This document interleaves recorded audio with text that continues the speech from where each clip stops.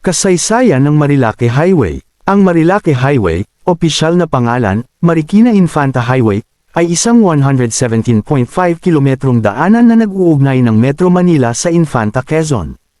Narito ang mahalagang punto sa kasaysayan nito. Noong panahon ng Amerikano, kilala ito bilang Highway 55 at nagsimulang itayo noong 1910s bilang bahagi ng mga pangunahing daanan sa Luzon. Sa panahon ni Pangulong Ferdinand Marcos, binago ang pangalan nito sa Marcos Highway at pinalawak pa upang mapadali ang transportasyon sa pagitan ng Metro Manila at mga lalawigan ng Calabarzon. Matapos ang People Power Revolution noong 1986, binago muli ang pangalan sa Marikina Infanta Highway para maiiba ito sa ibang daanan na may parehong pangalang, Marcos Highway, sa bansa. Ang tawag na, Marilake, ay hango sa mga lugar na dinadaan nito, Marikina, Rizal, Laguna, at Quezon. Ang daanan ay nagsisilbing mahalagang ruta para sa kalakalan at turismo, dahil dinadaan nito ang tanawin ng Sierra Madre Mountain Range. Nagbukas din ito ng mga pagkakataon para sa pag-unlad ng mga bayan tulad ng Tanay, Rizal, Santa Maria, Laguna, at Infanta, Quezon. Sa mga nakaraang taon, naging sikat ito sa mga mamamaneho at rider dahil sa mga paikot-ikot na daanan at magandang tanawin, ngunit nagdulot din ito ng mga aksidente dahil sa walang ingat na pagmamaneho.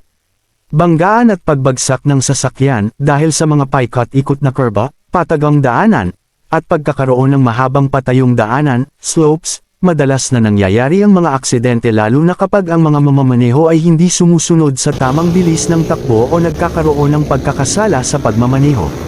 Noong mga nakaraang taon, maraming naiulat na insidente lalo na sa bahagi ng Tanay, Rizal at Santa Maria, Laguna. Oo, ang Marilake Highway ay hindi opisyal na racetrack, ngunit matagal nang ginagamit ng ilang grupo ng mga motorista para sa ilegal na karera at pagpapakita ng mga stunt, lalo na sa mga bahagi ng Tanay, Rizal tulad ng Devil's Corner.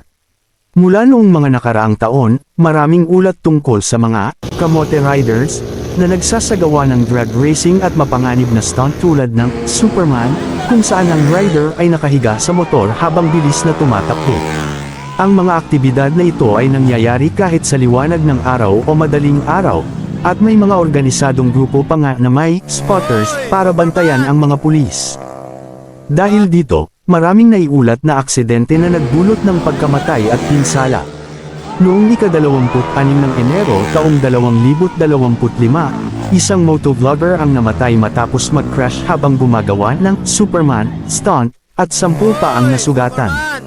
Noong Nobyembre taong 2023, 4 na lalaki rin ang namatay sa isang aksidente na kaugnay ng ilegal na karera.